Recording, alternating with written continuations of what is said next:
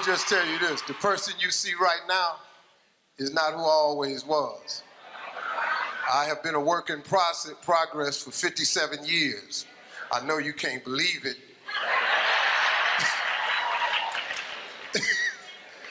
But I have been changed over the years.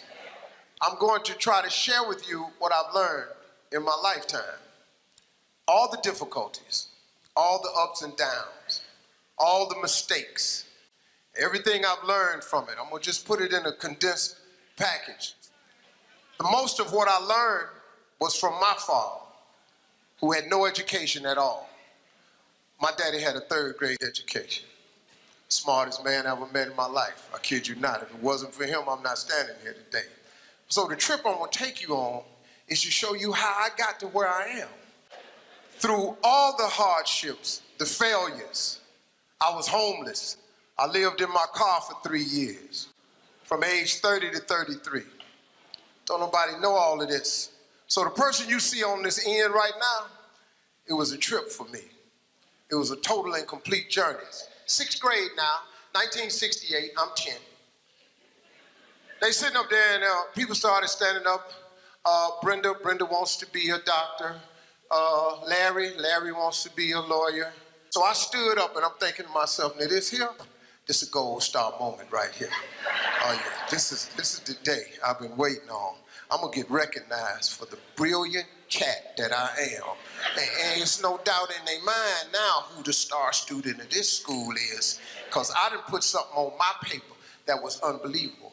Because nobody had wrote on their paper, I want to be on TV. I get up in front of the class, she said, what did you write on your paper? This is big. I said, I want to be on TV. She said, why did you write that on your paper? I said, because that was our assignment for today.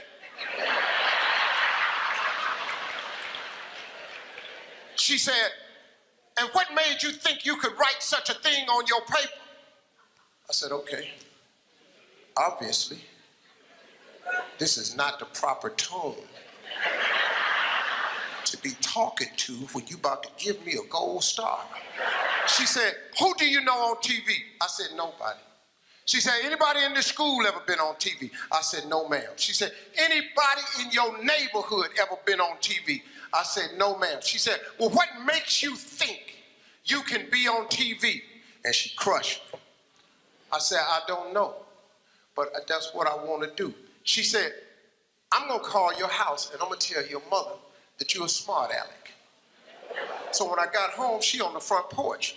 And she said, what did you do up at that school? I said, well, Mama, I just did what she asked me to do. She asked me what I wanted to be. I wrote, I want to be on TV. She said, why did you write that on the paper? I said, because Mama, that's what I want to be. She said, when your daddy get home, I'm going to tell him you've been up at the school being a smart aleck. So he comes home, he takes his bath, and he's reading the paper, and afterwards, he said, boy, come in here. He said, what is this your mama telling me you did up at the school? And she's standing there. Tell him what you did. And I said, I wrote on a piece of paper, I want to be on TV. He said, what you do that for? I said, because that's what the teacher asked us, Daddy, what we want to be. She said, and you being up there being smart, he going to put a smart answer, he want to be on TV. My father looked at me and said, well, what's wrong with that? I said, okay.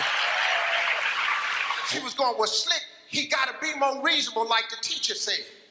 He said, well, Bill, that don't make no sense if that's what the boy want to be. She said, he can't do what he want to do. Got to do like teacher say. He said, boy, go in your rooms. Come in the room a little bit later on. He said, boy, what you write on your paper? I said, I want to be on TV. He said, well, what she want you to put on the paper? I said, I don't know, Daddy, like a policeman or a ball player or something. That's what all the rest of the boys put. He said, well, put that on the paper and take it back up to that dream-killing heifer.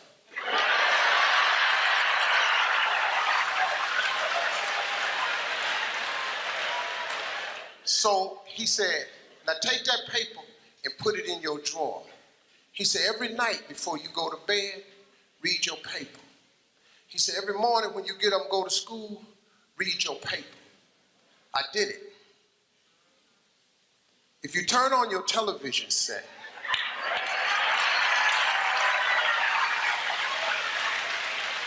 seven days a week, I'm on there somewhere. Because that is a principle of success that all successful people know. If it is written, so shall it be. That's the deal. If you don't have what you want in life, just check yourself. Is it written anywhere? Have you wrote it down? Have you claimed it? Have you laid it into faith? Have you willed it into existence? Has it become a law? Did you write it down? If it ain't written down, what you want? Now that teacher that gave me that assignment,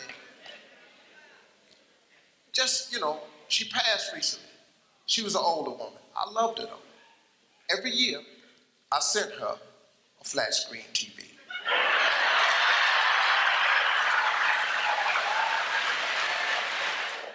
And what I learned was that success that all successful people know, we write it down.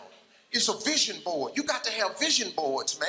You ought to see what's on my laptop and my computer. Even I, with all God has blessed me with, I still have visions. A man without a dream or vision shall perish. You've all heard this. I just try to put it in a way where it's real talk.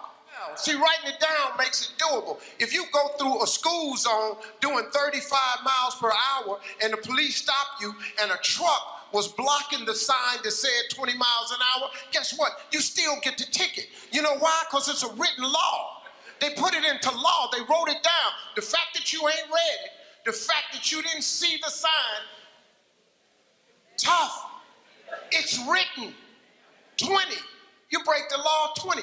You got to write it down. That's an important thing. See, here's a cold thing I learned. You got to fix your mindset. You change that. The moment you change your thought, your attitude determines your altitude. The moment you change your thought is the moment you change your existence. A flea is the smallest insect, one of the world's smallest insects. Do you know that a flea has a 36-inch vertical? That's pretty high. The average human being cannot jump 36 inches. 36 inches, that's right here. If you take that insect and you capture it and put it in a jar and put the lid on it, that insect still has a 36-inch vertical. You know what it does? It jumps 36 inches, but it hits its head and gets knocked back down. So he makes an adjustment. Since I'm getting knocked back down, I'm not going to jump my full potential. I'm just going to jump just enough so I don't get knocked back down. So, if you get another flea and capture it, the flea goes into the jar. The flea, again, another flea, has a 36-inch vertical. But because he's in the jar and he's seen what happens when he hits his head and he gets knocked back down, he duplicates what he sees the other flea doing. And he jumps just high enough where he don't hit his head. The sad thing about it is when these fleas have babies, these fleas are born with a 36-inch vertical. But because they live in the jar with their mama and their daddy, and they got a 36-inch vertical, but they see everybody else jumping just so high, they duplicate it. Becomes generational. It gets passed down. The parent ain't got enough sense to say, hey, I messed up my jump, but you though, you can still go 36. That's why we try to send our kids to college, even if we didn't finish college. We try to get them through school if we never went to school. Every person in here that's a parent wants your child to have a better life than the one you had. You got to. If you don't, there's something wrong with you. You want your grandkids, your children, have a better life than the one you had. What's the deal with the jar? People duplicate what they see. You can't do that. Your brain is your lid. If you take the lid off, the potential in every one of us is expansive. It's unbelievable. Imagination is everything. It's the preview to life's coming attractions. You know what that means? Everything was once a thought. That's what that means. Let your imagination go. Open up your mind, trip a little bit, be something extras. The Wright brothers were sitting around one day and said, hey, I'm gonna fly like a bird. So people said, come here, man. What this dude just said. Tell him what you just said. I'm gonna fly like a bird. I flew in here today.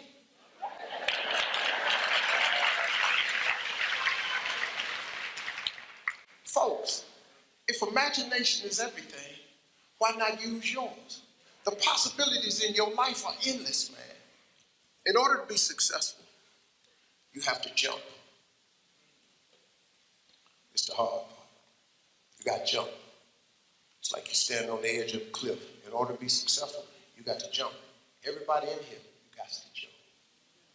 If you don't jump, you can't be successful. Problem is, when you jump, you don't know if the parachute is going to open. So fear freezes you. The fear of failure, you've all heard all this stuff. I just have a different way of putting it. The fear of failure is the number one cause of failure. It freezes you. But let me explain something to you. If you don't jump, here's the one thing that's guaranteed. When you jump, you don't know if your parachute will open. But here's a fact. If you don't jump, it ain't opening for sure. It don't open at all. There's no chance of you enjoying the ride. But now here's the deal when you jump. Listen to this. I'm gonna tell you this. It ain't gonna open right away.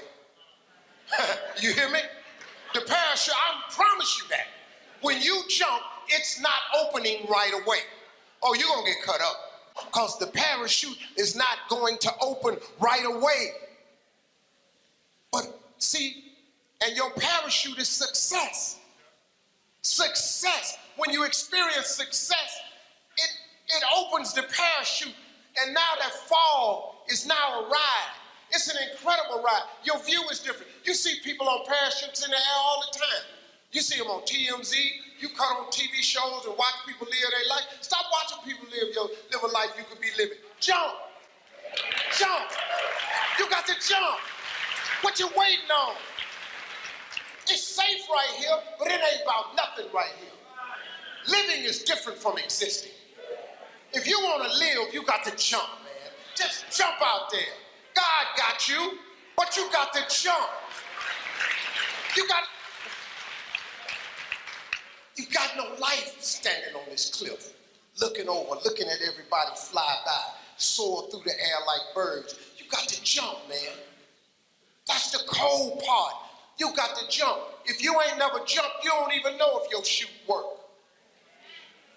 And quit talking about people. Look at you jump, getting tore up on them rocks. I knew it. I knew it. I knew it. I knew he didn't jump out there far enough. I saw. Well, hell, jump out there far enough then. Show him how far to jump. You got to jump. You don't jump, you're going to sit there. Parachute on your back, safe. You good? You existing? I chose to jump. I jumped.